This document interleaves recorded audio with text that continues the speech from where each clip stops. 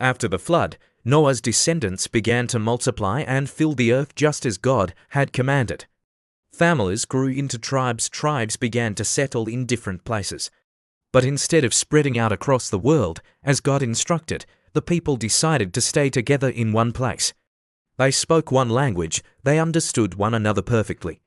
With this unity, they began to dream of a great project.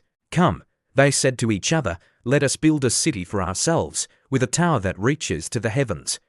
Let us make a name for ourselves, or we will be scattered over the face of the earth. They wanted fame, they wanted security. But most of all, they wanted independence from God. They were not building the tower to glorify Him, but to glorify themselves.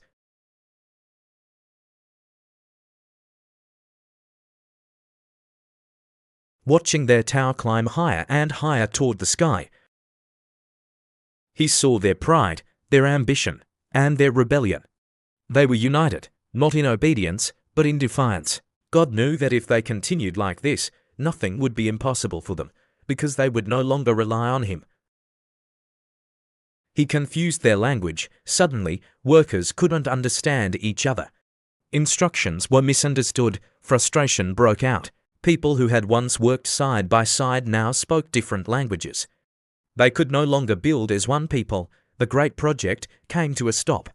God scattered them over the face of the earth. The city became known as Babel, which means confusion.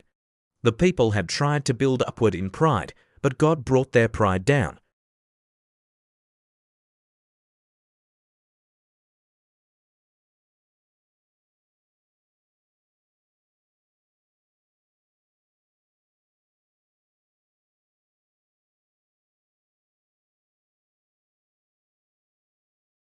God wants us to listen to Him, not just do what we want. It's better to obey God's plan than to try to be famous. God is stronger than any big plan we'd try to make without Him. Moral lessons for adults. Ambition without submission to God leads to ruin. True unity must be grounded in obedience, not rebellion.